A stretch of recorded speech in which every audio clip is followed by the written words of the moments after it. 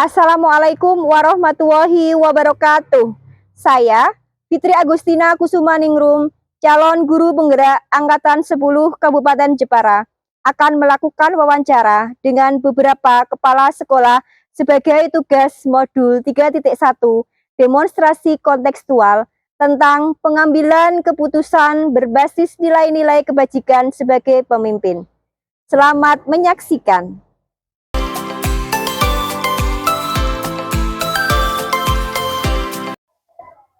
Assalamualaikum warahmatullahi wabarakatuh. Saya Fitri Agustina Kusumaningrum, calon guru penggerak Angkatan 10 Kabupaten Jepara. Hari ini akan melakukan wawancara dengan Bapak Hartono selaku Kepala SD 1 Medan Pete. Monggo Pak.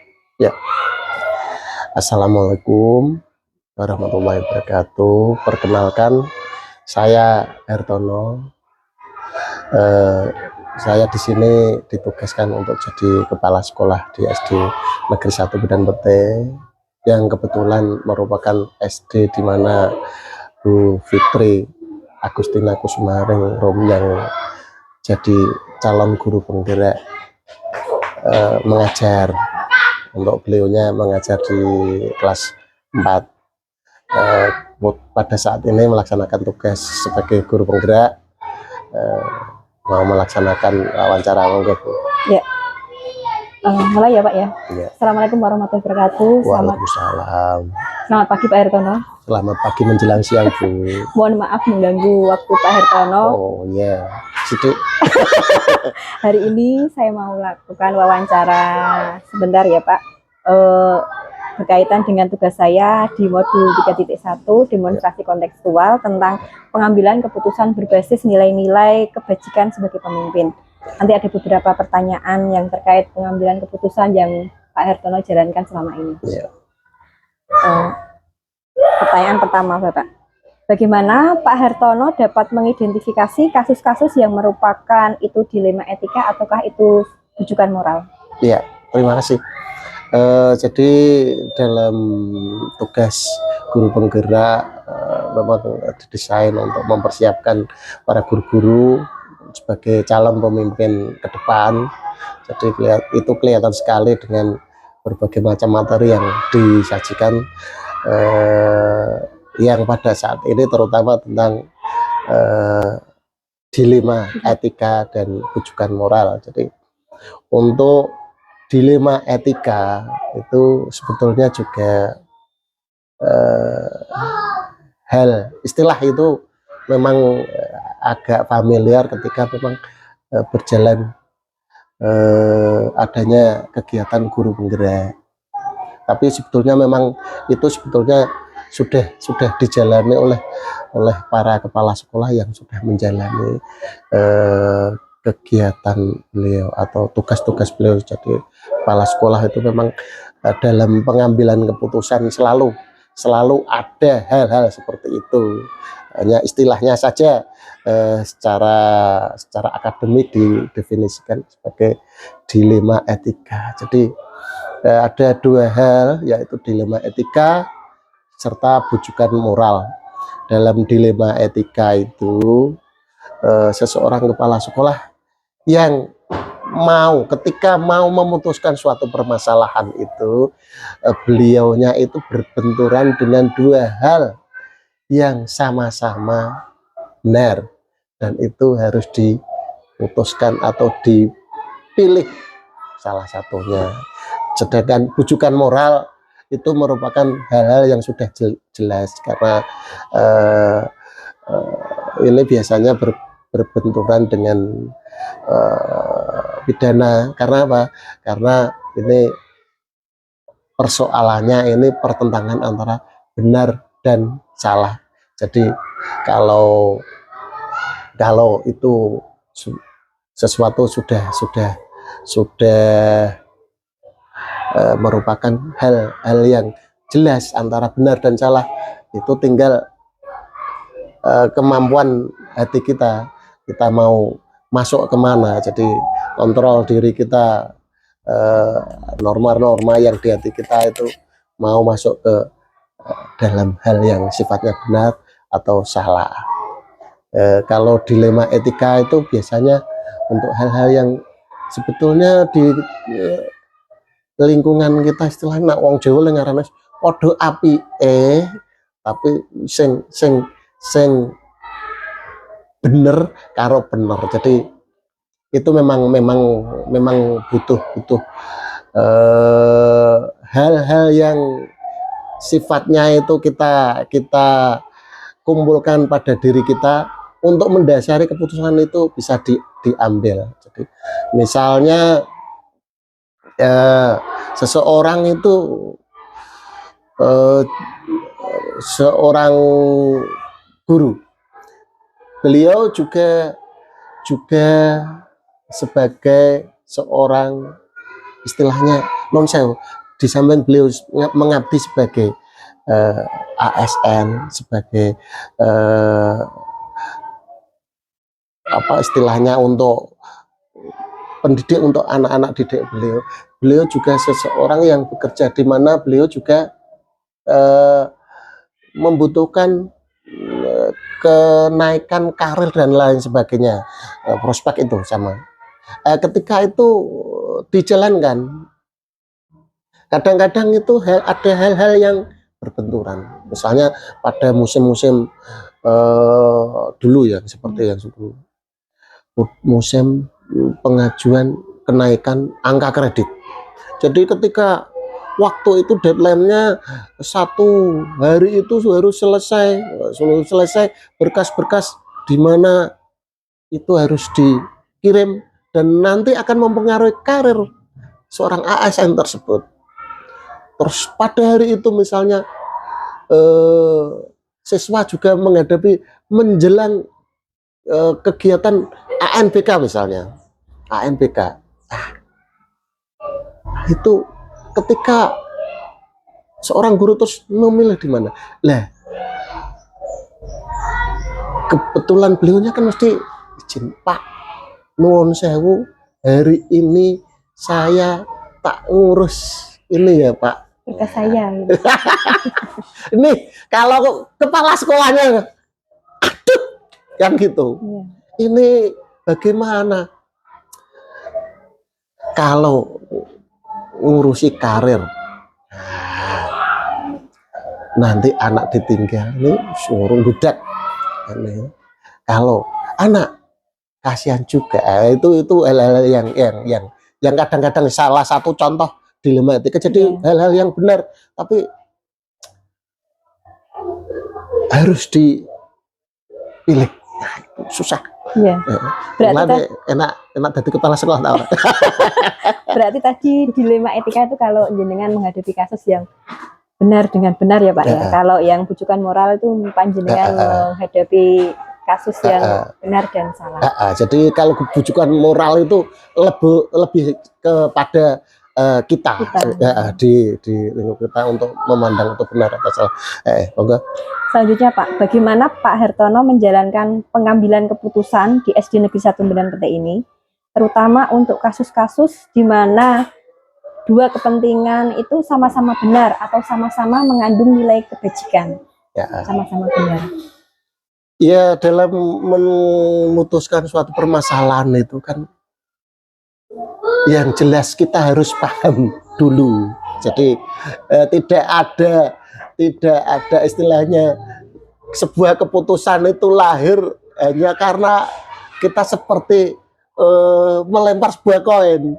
Apakah nanti keputusannya itu Garuda atau angka, kan tidak seperti itu, tapi harus didasarkan kepada hal-hal di mana itu bisa menguatkan keputusan itu. Yang pertama kita harus bisa mengidentifikasi permasalahan itu, diidentifikasi. Terus yang selanjutnya kita harus apa ya istilahnya,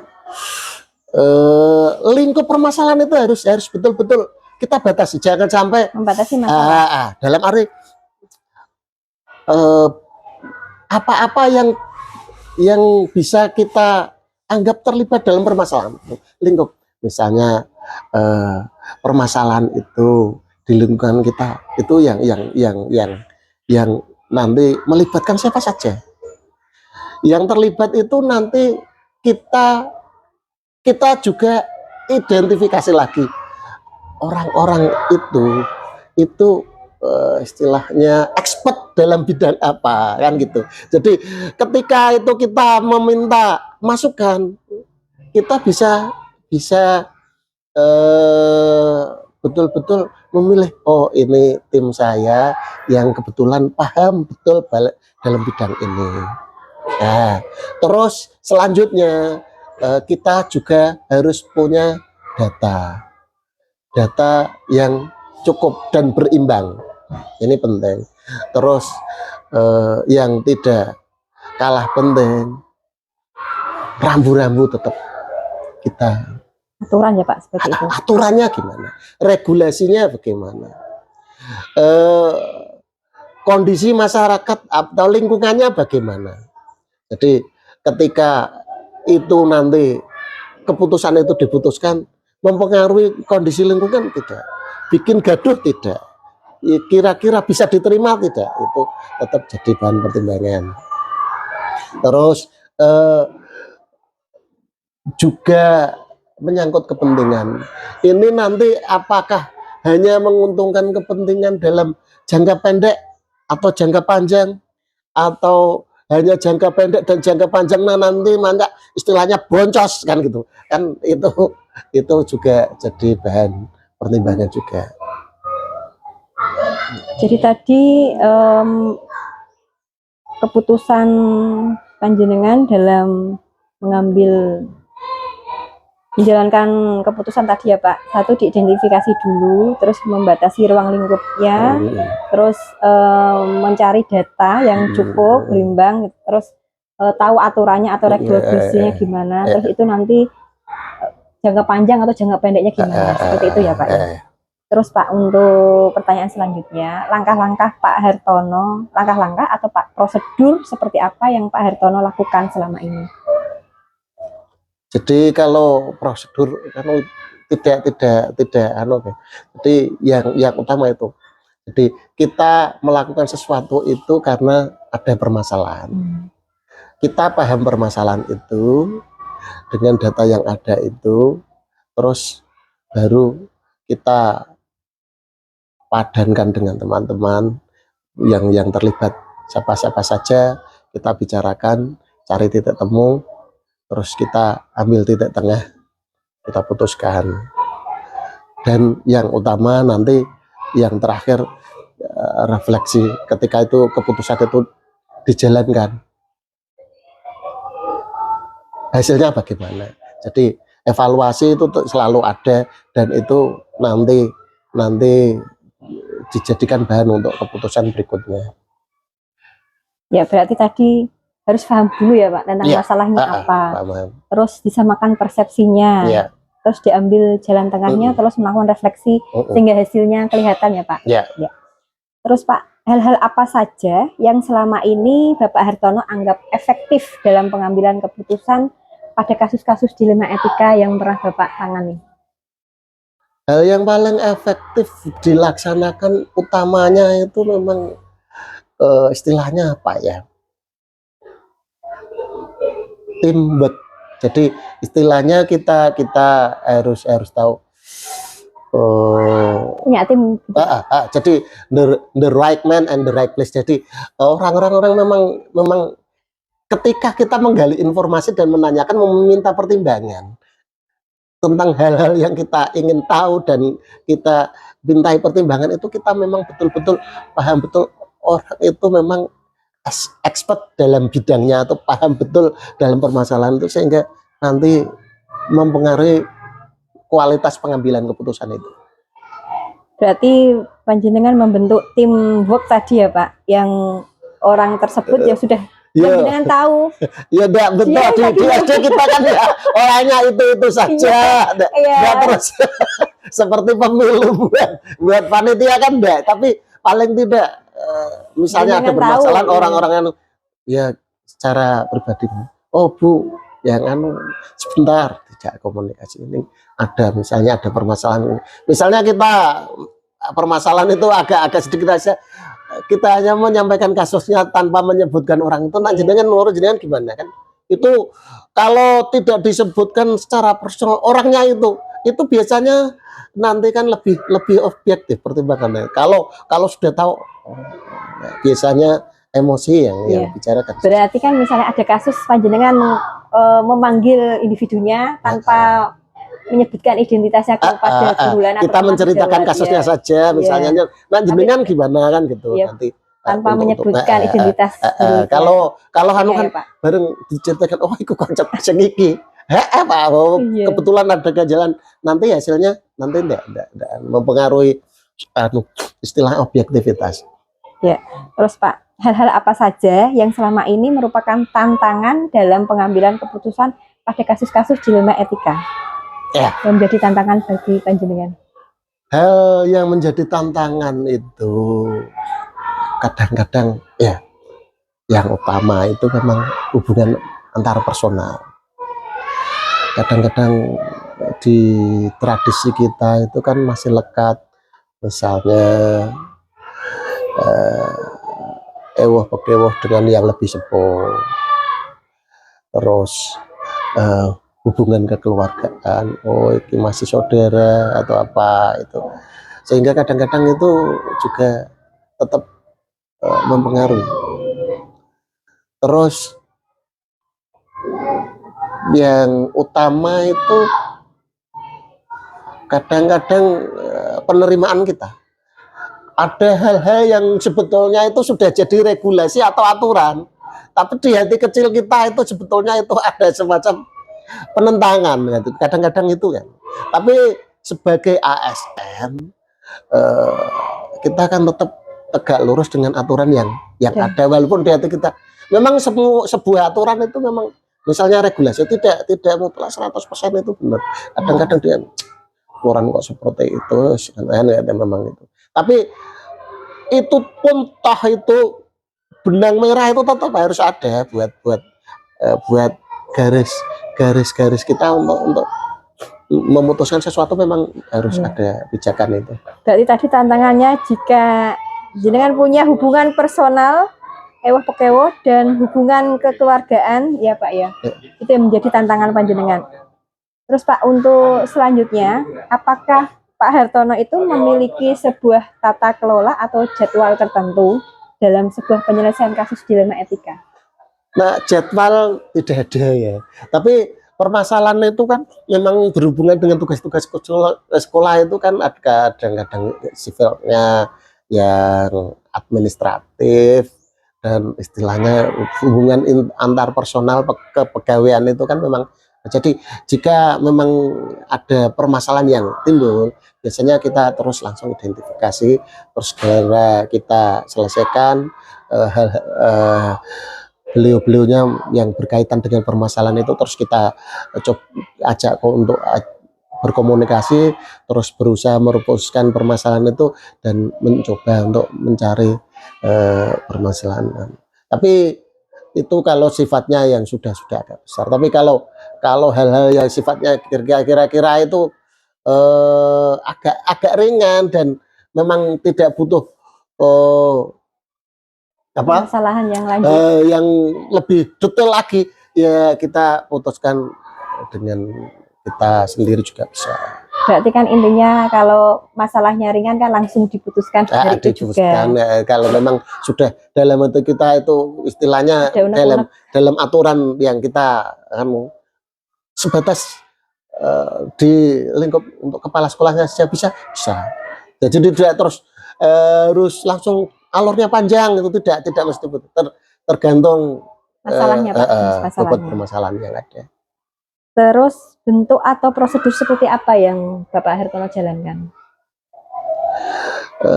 Prosedur yang dijalankan ya yang terpenting permasalahan itu segera teratasi, dalam arti meminimalisir akses yang ada, jika karena permasalahan itu kan kadang-kadang imbasnya kan menimbulkan permasalahan yang lain. Jadi ya yang terpenting ketika ada permasalahan kita selesaikan bersama-sama lah, dengan prinsip mencari titik tengah terbaik yang minim ekses atau itu Berarti ya. jenengan mencari titik tengah yang baik agar sama-sama terselesaikan. Istilahnya sama-sama enak. Karena itu kan gini, memang mewakili semua kepentingan itu, seperti juga di yang kita ketahui di TV dan lain sebagainya, itu kan diskusi besar itu kan karena masing-masing semua itu pengen memasukkan unsur kepentingan masing-masing. Nah itu kan fungsinya Apakah seseorang yang selama ini mempermudah atau membantu Pak Hartono dalam pengambilan keputusan dalam kasus-kasus dilema etika tadi? Yang terutama memang tim kita ya di sekolah itu, kepala sekolah itu kan istilahnya hanya ya bukan simbol tapi cenderung ke manage ya. Semuanya itu pada bisa berjalan itu kan karena ada tim, rohnya kan itu. Jadi apapun itu tanpa kerjasama tim ya tidak mungkin bisa jalan. Jadi seperti sebuah mesin, masing-masing komponen itu semua saling menyangga, tidak bisa istilahnya salah satu lebih penting dari yang lain ya, tidak mungkin seperti itu. Apapun itu nilainya tetap memberikan kontribusi gitu. Berarti tadi dalam mengambil keputusan panjenengan punya tim ini dari guru-guru komite gitu ya Pak ya? Iya, istilahnya apa yang ada di sekolah itu. Gitu. Wong sidik tim. Iya Pak, Kalau di SMP SMA itu kalau ada tim kurikulum, ada tim kan gitu. Kalau di SD itu ya memang kalau ada tugas ayo ono gawean cekel bareng-bareng, memang seperti itu. Pak, dari semua yang telah Pak Hartono sampaikan tadi, pembelajaran apa yang dapat Pak Hartono petik dari pengalaman Pak Hartono mengambil keputusan dilema etika tadi? Ya, gitu. Ini poin yang agak ya. Pembelajaran soalnya Pak. Jadi gini, nanti misalnya jenengan itu nanti delalah dapat amanat untuk jadi kepala sekolah, paling tidak ya sudah ada gambaran, paling tidak memantapkan diri, oh seperti itu bisa kan itu. Jadi memang hal-hal yang paling berat itu kalau menyangkut hubungan antar personal itu. Sekarang agak mending, ini agak melenceng. Wah, dulu itu kalau memutuskan yang agak berat, misalnya dulu yang sudah ada, memberikan izin untuk seorang ASN untuk mengajukan pinjaman ke bank BPD ketika gaji beliau itu sudah nyaris minus, padahal waktu itu gaji yang dipotong itu sekolah. Jadi ketika ada guru yang gajinya minus, nanti yang dikurangi gaji teman-temannya. Wah, kalau tidak diberikan izin, ini nanti hari ini butuh wong engko mesti serek. Oh, dikai izin kok nyokot gajine kancane lah. Itu sekarang itu agak mending karena masuk ke rekening masing-masing. Dulu kan terus satu sekolah. Jadi ya paling tidak dengan gambaran yang ada ini, apapun pertentangan yang sifatnya antar personal itu agak mending karena sistem kita sudah semakin membaik. Jadi harapan saya nanti ke depannya nanti yang CGP jika jadi kepala sekolah, yang terpenting itu memang istilahnya itu piye-piye wanyen susoe aja ngasih ngeki mawon nang susoe mari kobongan ora ana panggonan kanggo manggon. Dadi artinya sejelek apapun sekolah itu jika itu memang kita ditempatkan di sana, ya kita berusaha membuat tempat itu senyaman mungkin. Jadi masalah tetap ada, tapi paling tidak kita meminimalisir masalah, membangun hubungan antar personal yang baik. Berarti tadi pembelajarannya ya Pak, ketika pertama itu ketika ada masalah harus diselesaikan dengan berkolaborasi Dengan teman-teman. Yang terpenting sudah teridentifikasi permasalahannya itu. Jadi kadang-kadang gini, orang punya masalah itu kadang-kadang beliau sendiri itu tidak tahu kalau punya masalah. Teman-temannya itu ya kan, mungkin enjoy saja kan. Teman-temannya ya. Teman-temannya yang tidak nyaman. Yang ngono pede-pede aja kan ya. Itu saja ya Pak yang mungkin bisa saya lakukan untuk wawancara dengan. Ini sudah hampir selesai ini. Terima kasih. Iya, ya. Pada Pak Hartono selaku Kepala SD 1 Peti atas waktu dan kesempatannya. Saya sudah menyelesaikan tugas modul 3.1 demonstrasi kontekstual tentang pengambilan keputusan berbasis nilai-nilai kebajikan sebagai pemimpin. Sekali lagi saya ucapkan terima kasih Pak. Iya. Assalamualaikum warahmatullahi wabarakatuh. Sama-sama, semoga apa yang jenengan laksanakan bisa dipetik manfaat sebesar-besarnya. Jadi ketika nantinya jenengan dapat amanat untuk jadi pemimpin, jadi kepala sekolah, pengawas atau dan lain-lain sebagainya, jenengan betul-betul memang sudah ada istilahnya pusaka untuk itu. Nanti kari ngecak ketlek. Ya. Terima kasih, saya akhiri. Wassalamualaikum warahmatullahi wabarakatuh. Ya.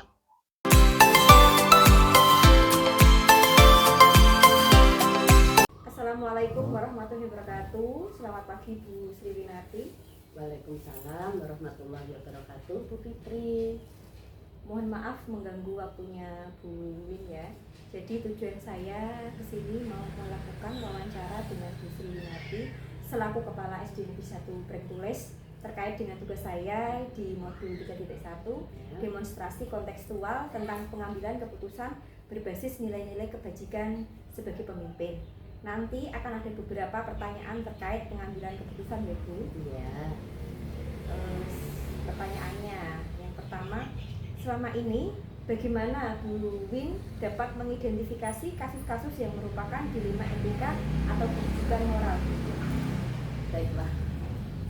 Tentunya sebagai pemimpin pembelajaran kita harus menganalisa terlebih dahulu ya Bu. Apakah sebuah kasus yang kita alami merupakan rujukan moral atau dilema etika. Suatu kasus dikatakan rujukan moral apabila di dalamnya ada aspek pelanggaran hukum. Kita harus membuat keputusan antara benar melawan salah. Dan dikatakan dilema etika apabila tidak ada pelanggaran hukum. Situasi yang ada antara benar melawan benar, keduanya sama-sama benar dan saling mengandung nilai kebajikan, tetapi saling bertentangan, seperti itu Bu. Oh ya, berarti kalau rujukan moral itu aspek pelanggarannya kita harus membuat keputusan benar melawan salah, dan kalau dilema etika itu situasi yang ada antara benar melawan benar ya Bu. Iya. Ya, pertanyaan selanjutnya, selama ini bagaimana Bu Sri Winarti menjalankan pengambilan keputusan di SD Negeri 1 Brengkules, terutama untuk kasus-kasus di mana ada dua kepentingan yang sama-sama benar atau sama-sama mengandung nilai kebajikan Bu? Nah, baiklah. Pastinya dalam mengambil keputusan saya tidak dapat memutuskan sendiri Bu Fitri. Yeah. Saya sering berkolaborasi dengan rekan-rekan sejawat, misalnya Bapak Ibu Guru, orang tua wali murid, Bapak Komite, dilibatkan semuanya untuk meminta pendapat supaya keputusan yang saya ambil nanti dapat dipertanggungjawabkan secara moral maupun etika. Ketika kita menghadapi situasi dilema etika, akan ada nilai-nilai kebajikan universal yang bertentangan seperti cinta dan kasih sayang, keadilan, kebebasan, toleransi, tanggung jawab. Kemudian kita harus mengenali terlebih dahulu nilai-nilai apakah nilai-nilai yang saling bertentangan, apakah individu melawan kelompok atau kebenaran melawan kesetiaan, jangka panjang melawan jangka pendek, begitu. Ya. Terus Bu Win, langkah-langkah atau prosedur seperti apa yang Bu Win lakukan selama ini?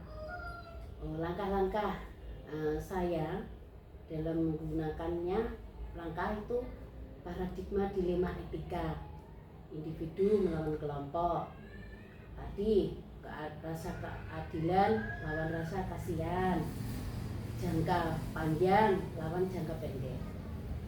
3 prinsip pengambilan keputusan: berpikir basis hasil akhir dan berpikir basis peraturan, berbasis rasa peduli. Ya. Dan 9 langkah konsep pengambilan dan pengujian keputusan. Seperti itu ya Bu ya. Terus untuk pertanyaan selanjutnya, hal-hal apa saja yang selama ini Bu Win anggap efektif dalam pengambilan keputusan pada kasus-kasus dilema etika? Yang pertama, mengidentifikasi nilai-nilai yang saling bertentangan, terus menentukan siapa yang terlibat, apakah itu kepala sekolah, guru, wali murid, atau pihak lain seperti komite tadi. Terus mengumpulkan fakta-fakta yang relevan, menguji benar salahnya, apakah itu uji publikasi atau uji regulasi, gitu Mbak. Terus pengujian paradigma benar-benar individu melawan kelompok tadi, rasa keadilan lawan rasa kasihan, jangka panjang lawan jangka pendek, kemudian melakukan 6 prinsip resolusi Mbak. Berpikir berbasis hasil akhir, berpikir basis peraturan, atau berpikir berbasis rasa peduli. Investasi opsi tri5, ide kreatif yang tidak terpikirkan sebelumnya, kemudian baru mengambil keputusan, lihat lagi apakah keputusan dan direfleksikan. Berarti kalau mengambil keputusan itu nanti juga direfleksikan ya Bu? Iya, seperti itu, harus dulu. Ya, terus Bu, untuk pertanyaan selanjutnya, hal-hal apa saja yang selama ini merupakan tantangan Bu Win dalam pengambilan keputusan pada kasus-kasus dilema etika tadi? Iya, dalam menghadapi tantangan itu yang terselip itu rasa keadilan Bu Putri. Terkadang memang benar untuk berpegang teguh pada peraturan, tapi terkadang membuat pengecualian, juga tindakan yang benar. Pilihan untuk menuruti peraturan dapat dibuat berdasarkan rasa hormat terhadap keadilan atau rasa sama rata. Pilihan untuk membongkokkan peraturan dapat dibuat berdasarkan rasa kasihan atau kebaikan tadi, dengan tetap memperhatikan segala konsekuensi dalam pengambilan keputusan yang akan timbul nantinya. Ya Bu. Terus Bu, untuk selanjutnya, apakah Bu Win memiliki sebuah tata kelola atau jadwal tertentu Bu dalam sebuah penyelesaian kasus dilema etika tadi? Terus apakah Bu Win langsung menyelesaikan di tempat, ataukah memiliki sebuah jadwal untuk menyelesaikannya? Bentuk atau prosedur seperti apa yang Bu Win jalankan? Tata kelola ya Bu? Iya. Memang ada tata kelola atau prosedur. Misalnya kalau permasalahan itu membutuhkan penyelesaian yang cepat, biasanya itu saya langsung saja Bu, dengan mencari fakta yang sebenarnya terjadi dan mengundang pihak-pihak yang terkait, misalnya tadi Bapak Ibu guru, wali murid, Bapak komite, pokok itu yang ada di lingkungan sekolah itu, atau mungkin pihak-pihak lain yang terkait apabila kasus itu dirasa sangat berat. Kita membutuhkan waktu beberapa hari dalam mengambil keputusan itu, dengan melihat apakah keputusan yang sudah saya buat itu benar-benar dipertimbangkan lagi, kemudian saya buat keputusan yang sebisa mungkin untuk menguntungkan semua pihak. Berarti Bu Win melihat masalahnya ya, Iya. itu ringan, berat, atau ringan ataukah berat? Seperti itu. Iya. Selanjutnya Bu, adakah seseorang ataukah faktor-faktor apa yang selama ini mempermudah atau membantu Bu Win dalam pengambilan keputusan dalam kasus-kasus dilema etika tadi? Oh, memang harus ada, Mbak. Tentunya saya itu berkolaborasi dengan Dewan Guru, teman sejawat, atau penjaga sekolah mungkin ya. Soalnya penjaga kan tidak begitu, tapi tetap saya pertimbangkan untuk bisa menghasilkan keputusan apa yang akan saya lakukan. Terus supaya tidak kasus-kasus dilema etika ini bisa cepat terselesaikan dan membuat keputusan yang menguntungkan semua pihak, tidak ada yang dirugikan. Ya, gitu. Berarti semuanya diuntungkan dan tidak ada yang dirugikan. Iya, sama-sama kita enak lah gitu ya, sebelah-sebelah. Terus Bu, dari semua hal yang telah disampaikan Bu Win, pembelajaran apa yang dapat Bu Win petik dari pengalaman Bu Win dalam mengambil keputusan dilema etika tadi? Tentunya yang bisa saya ambil itu dalam pengambilan keputusan, bahwa pengambilan keputusan itu bukan didasarkan pada pemikiran atau peraturan atau pertimbangan saja, Bu. Tetapi ya harus berdasarkan pada tadi ada paradigma, ada prinsip, ada langkah-langkah pengujian dalam pengambilan keputusan, supaya keputusan yang diambil tepat sasaran dan bermanfaat bagi semua orang atau banyak orang. Bila situasi dilema etika yang dihadapi gagal di salah satu uji keputusannya atau bahkan lebih dari satu, maka sebaiknya jangan mengambil resiko untuk membuat keputusan yang membahayakan atau merugikan diri sendiri. Karena situasi yang dihadapi bukanlah situasi dilema etika, namun rujukan moral tadi, Bu.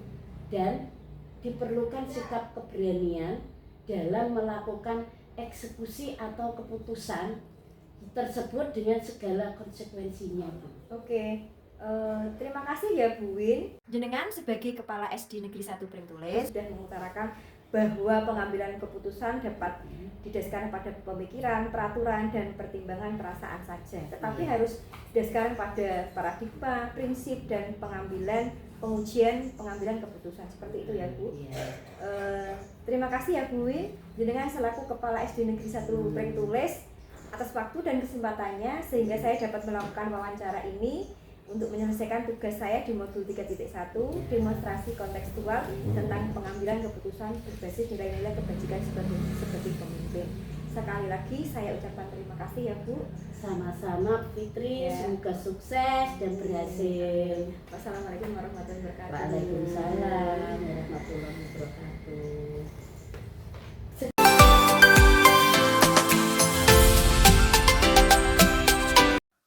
Assalamualaikum warahmatullahi wabarakatuh. Selamat pagi Bu Trisni. Waalaikumsalam warahmatullahi wabarakatuh. Selamat pagi Bu Fitri. Mohon maaf mengganggu waktunya Bu Trisni. Tujuan saya ke sini nanti ingin mewawancara Bu Trisni selaku Kepala SD Negeri 2 Ngetok terkait dengan tugas saya di modul 3.1 demonstrasi kontekstual tentang pengambilan keputusan berbasis nilai-nilai kebajikan sebagai pemimpin. Nanti ada beberapa pertanyaan ya Bu terkait pengambilan keputusan yang diambil oleh Bu Trisni. Oh ya Bu, silakan Bu. Ya, untuk pertanyaan pertama Bu Trisni, bagaimana Bu Trisni dalam mengidentifikasi kasus-kasus yang merupakan dilema etika atau bujukan moral Bu?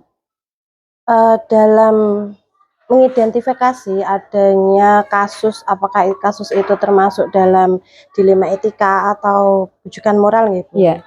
Yang pertama tentunya kami melaksanakan pemahaman konsep terlebih dahulu.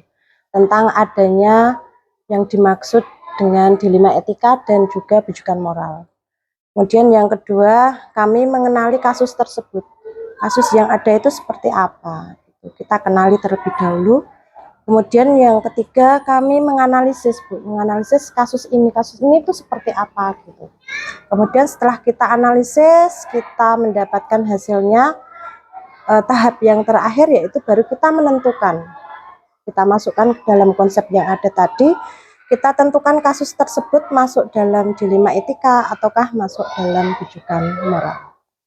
Oh iya Bu, Gitu, Bu. berarti ada beberapa langkah ya Bu ya, tadi memahami konsep dulu, mengenali kasus, analisis kasus, hasilnya gimana, baru menentukan itu masuk bujukan moral ataukah dilema etika, seperti itu ya Bu ya. Betul sekali. Ya, pertanyaan selanjutnya Bu, bagaimana Ibu Trisni menjalankan pengambilan keputusan di SD Negeri 2 Ngetok ini, terutama untuk kasus-kasus di mana ada dua kepentingan yang sama-sama benar atau sama-sama mengandung nilai kebajikan? Dalam pengambilan keputusan ya Bu, Iya, tadi ya. betul. Jadi di SD kami ya, di sekolah kami dalam pengambilan keputusan itu tidak kita laksanakan sendiri, tapi kita laksanakan dengan musyawarah ya Bu, melalui rapat. Dan rapat itu aktor-aktor yang terlibat dalam rapat tersebut itu kita kembalikan kepada kasus yang ada. Kasus yang ada itu membutuhkan aktor yang terlibat itu siapa saja. Kalau cukup hanya membutuhkan kepala sekolah dengan dewan guru, maka kita selesaikan melalui rapat antara kepala sekolah dan dewan guru. Tapi kalau yang terlibat lebih luas lagi, misalkan kita membutuhkan komite sekolah dan juga wali murid, ya kami akan mengadakan rapat ya dengan mengundang komite sekolah dan juga wali murid. Oh iya, Begitu Bu. ya berarti Bu Trisni melakukan musyawarah dulu atau rapat dulu ya Bu dengan warga sekolah. Iya, dalam Ya, pengambilan keputusan tadi. Yes. Selanjutnya Bu Trisni, langkah-langkah atau prosedur seperti apa yang Bu Trisni lakukan selama ini? Langkah-langkah dalam pengambilan keputusan yang dilakukan di SD kami, yang pertama tentunya kami mengidentifikasi terlebih dahulu kasus yang ada, tadi. Ya. Seperti tadi waktu kita mengidentifikasi kasus tadi, jadi kita identifikasi terlebih dahulu, kemudian kita tentukan aktor yang terlibat dalam kasus tersebut itu siapa saja.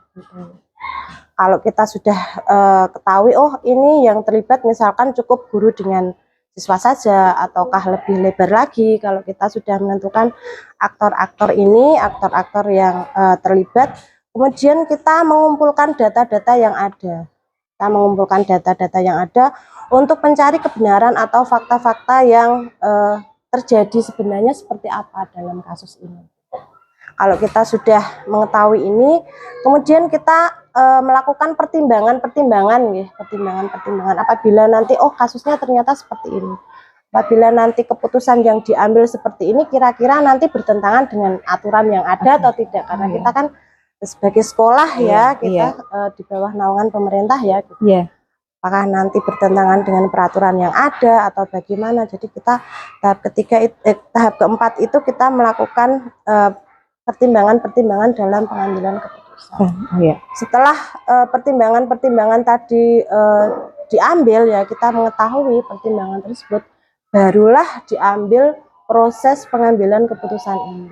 Nah, dalam proses pengambilan keputusan ini dilakukan seperti tadi dengan rapat-rapat melalui musyawarah.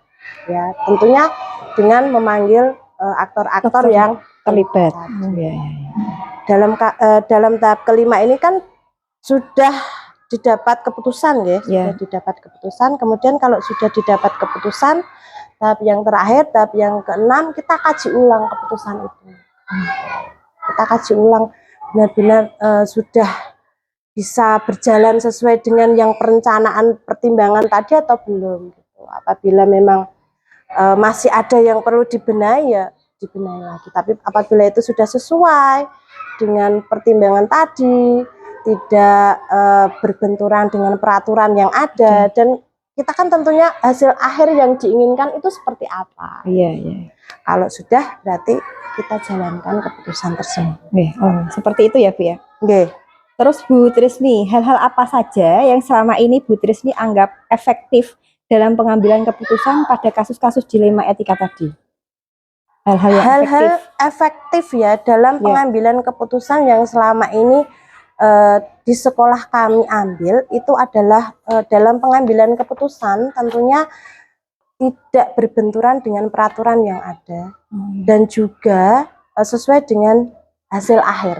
Jadi apabila kami mempunyai pilihan ya, hasil akhir yang dipilih itu misalkan poin pertama gitu. Tapi apabila poin pertama kita menginginkan hasil yang seperti poin pertama, tapi kok berbenturan dengan peraturan yang ada, maka akan tidak kami lakukan. Kita ambil alternatif yang hasil akhir kedua. Jadi kedua itu harus balance gitu, harus berjalan ya bersama gitu. Hasil akhirnya tidak boleh bertentangan dengan peraturan yang ada. Ya begitu ya Bu ya. Selanjutnya Bu, hal-hal apa saja yang selama ini merupakan tantangan Bu Trisni dalam pengambilan keputusan pada kasus-kasus dilema etika yang merupakan tantangan? Yang merupakan tantangan yaitu dalam mempertimbangkan tadi ya, dalam kita mencari pertimbangan, dalam kita perencanaan nanti hasil akhir yang diinginkan dalam sebuah keputusan itu apa gitu, itu pasti membutuhkan membutuhkan waktu yang lama gitu, dan juga dalam kita menentukan hasil keputusan nanti kan dilakukan dengan rapat. Nah, kita apabila itu tadi kasusnya itu membutuhkan aktor-aktor yang lebih besar, membutuhkan rapat dengan komite dan dengan wali murid, dalam menentukan waktu rapatnya itu ada hambatan. Kadang kita ingin cepat, kita ingin mengambil keputusan dengan cepat, tapi kan kita perlu rapat. Kita rapat dulu, kita harus menyesuaikan waktu-waktu mereka. Nah, di situ biasanya kita agak kesulitan gitu. Jadi seharusnya itu kita pengennya secepat mungkin, tapi karena ada kepentingan-kepentingan di antara yang di undang-undang tadi itu, jadi mungkin agak lama ya Bu. Berarti tadi tantangan yang panjenengan alami itu ketika ada rapat misalnya, terus yang diundang itu tadi tidak bisa, mungkin belum bisa datang atau apa, terus diulang jadwalnya seperti itu Bu? Akan kami undur, betul, akan kami undur gitu.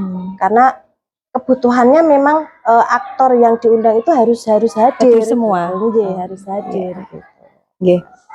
Terus untuk selanjutnya Bu, apakah Bu Trisni itu memiliki sebuah tata kelola atau jadwal tertentu dalam menyelesaikan kasus dilema etika tadi? Jadwal pastinya, kalau jadwal pastinya tidak ada Bu. Kita memandang seberapa penting kasus tersebut untuk diselesaikan gitu. Apabila kasus tersebut itu membutuhkan waktu yang cepat untuk diselesaikan, maka kami akan secepat mungkin untuk menyelesaikan kasus tersebut gitu. Apabila kok tidak, maksudnya waktunya tidak terlalu cepat masih perlu besok-besok juga enggak apa-apa misalkan untuk diambil keputusannya. Nah, kita kan dalam 1 bulan sekali itu ada rapat kita ada rapat. Apabila itu tidak termasuk masalah urgent, maka akan kami angkat dalam rapat bulanan.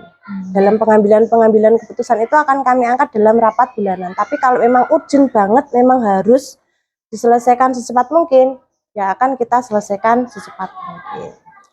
Berarti tadi kalau masalahnya itu penting dan harus diselesaikan, berarti langsung diselesaikan gitu ya Bu ya? Betul ya. Terus kalau misalnya itu kok tidak terlalu penting, nanti diangkat di rapat bulanan. Terus bentuk atau prosedur seperti apa yang Bu Trisni jalankan? Ya tadi ya, kita memandang kasusnya dulu, memang kita mengenali kasusnya dulu, mengidentifikasi kasusnya dulu, ini termasuk kasus urgent atau tidak gitu. Apabila kasusnya memang urgent harus diselesaikan, ya memang kita selesaikan secepat mungkin. Tapi kalau tidak urgent, masuk yang sedang-sedang saja atau tidak begitu penting, maka akan masuk penyelesaian yang masuk di rapat bulanan tadi. Oh ya, begitu ya Bu ya. Ya. Selanjutnya Bu, untuk pertanyaan selanjutnya, adakah seseorang atau mungkin ada faktor-faktor apa yang selama ini mempermudah atau membantu Bu Trisni dalam pengambilan keputusan dalam kasus-kasus dilema etika tadi, Bu? Iya, yang mempermudah dalam pengambilan keputusan dalam kasus dilema etika, ya, Iya. tentunya dengan adanya musyawarah tadi, ya, kita berkolaborasi dengan ya, Bu, ya. warga sekolah dalam pengambilan keputusan. Alhamdulillah di sekolah kami dewan gurunya sangat solid sekali dalam bekerja sama, sangat kompak, dan juga komite kami juga apabila kami undang itu alhamdulillah selama ini bisa langsung datang. Jadi kami satu kali undangan tidak perlu mundur, ya. Jadi selama ini satu kali undangan bisa langsung datang. Kemudian begitu juga dengan wali murid. Alhamdulillah, jadi dalam menyelesaikan masalah bisa kami selesaikan dengan baik dengan musyawarah melalui rapat. Oh iya. Berarti tadi waktu seseorang atau faktor yang membantu Bu Trisni tadi ya, warga sekolah ya, warga sekolah. Dengan berkolaborasi dengan mungkin guru, wali murid, komite dan sebagainya ya, Bu, ya.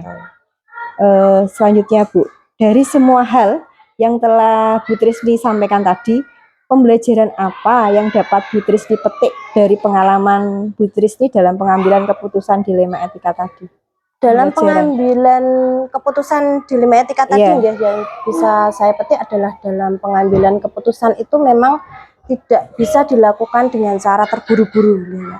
Kita perlu pertimbangan yang sangat matang, ya. Jadi kita tidak bisa menyelesaikan sendiri karena ini juga sekolah, ya. Sekolah itu kan warganya banyak, ya, tidak hanya saya. Jadi kami selesaikan dengan musyawarah tadi. Kita perlu adanya rapat, gitu. Jadi pengambilan keputusan itu tidak langsung cepat, kadang jadi perlu adanya pertimbangan secara matang yang juga dilakukan melalui musyawarah tersebut. Berarti tadi pembelajaran yang Bu Trisni petik dari pengalaman pengambilan keputusan dilema etika tadi tidak boleh dilakukan terburu-buru, ya, Bu, ya. Betul. Terus juga tidak diselesaikan sendiri, tapi diselesaikan dengan rapat atau mungkin tadi musyawarah bersama, ya, Bu, ya. Iya, betul. Ya. Mungkin itu saja, Bu, pertanyaan dari saya. Terima kasih Bu Trisni selaku Kepala SD Negeri 2 Ngetok yang telah membantu saya dalam menyelesaikan tugas demonstrasi kontekstual 3.1 ini, Bu. Sekali lagi saya ucapkan terima kasih. Iya, sama-sama, Bu. Terima kasih atas bantuannya. Sama-sama. Assalamualaikum warahmatullahi wabarakatuh. Waalaikumsalam warahmatullahi wabarakatuh.